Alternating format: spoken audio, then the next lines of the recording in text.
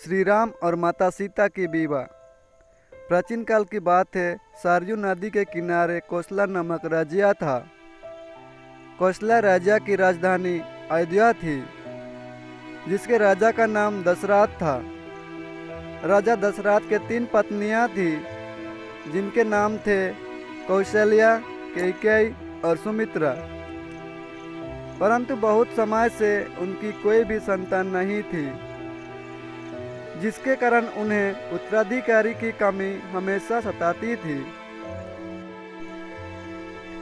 इसके विषय में उन्होंने ऋषि वशिष्ठ से बात की और पुत्र कामेष्टि यज्ञ करवाया। यज्ञ के कारण उनकी पत्नियों को 4 पुत्र हुए। उनकी पहली पत्नी कौशल्या से राम, कैकेयी से भरत और सुमित्रा से लक्ष्मण और शत्रुघ्न का जन्म हुआ। सभी राजकुमार शस्त्रों और योद्ध कला से निपुण थे। जब राम 16 वर्ष के हुए, तब ऋषि विश्वामित्र राजा दशरथ के पास गए और आज्ञा में विघ्न डालने वाले राक्षसों का अंत करने में राम और लक्ष्मण की मदद मांगी। राम और लक्ष्मण ने इस कार्य को आदर से माना और कई राक्षसों का अंत किया, जिसके फलस्वरूप उन्हें ऋषि विश्वामित्र ने कई दिव्य अस्त्र प्रदान किए।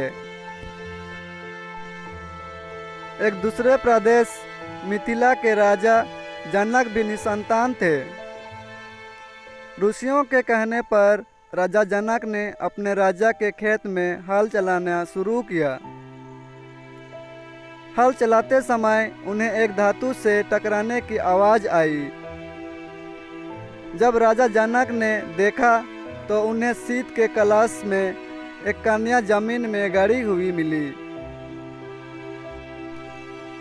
उस कन्या को जैसे ही राजा जनक ने मिट्टी से निकाला, राज्य में बारिश होने लगी और उस कन्या को जनक अपने महल ले गए। शीत के कलश में पाने के कारण उस कन्या का नाम सीता रखा गया। धीरे धीरे सीता बड़ी हुई और उनके विवाह का समय आया। श्री राम अयोध्या के राजा दशरथ के ज्येष्ठ पुत्र थे और माता सीता उनकी धर्मपत्नी थी।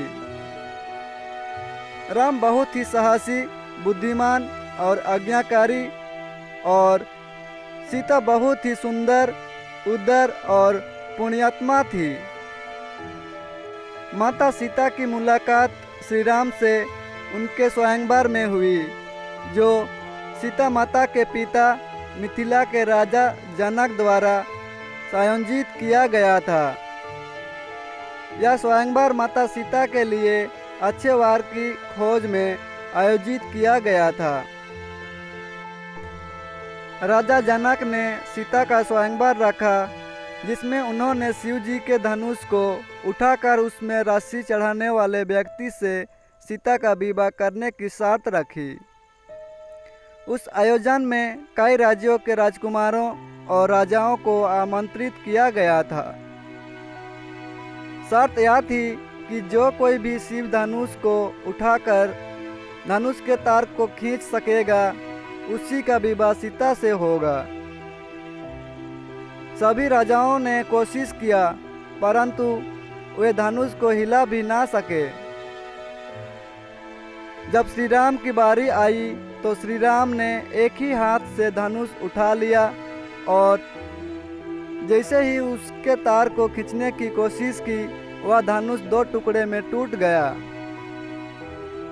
इस प्रकार श्री राम और सीता का विवाह हुआ। इस प्रकार श्री राम का विवाह सीता से, लक्ष्मण का विवाह उर्मिला से, भरत का विवाह मंडवी से और शत्रुघ्न का विवाह श्रुतकीर्ति से हो गया। आगे का एपिसोड देखने के लिए हमारे चैनल पर बने रहे। अगर वीडियो अच्छा लगा तो लाइक, कमेंट और हमारे चैनल को सब्सक्राइब जरूर करें। धन्यवाद।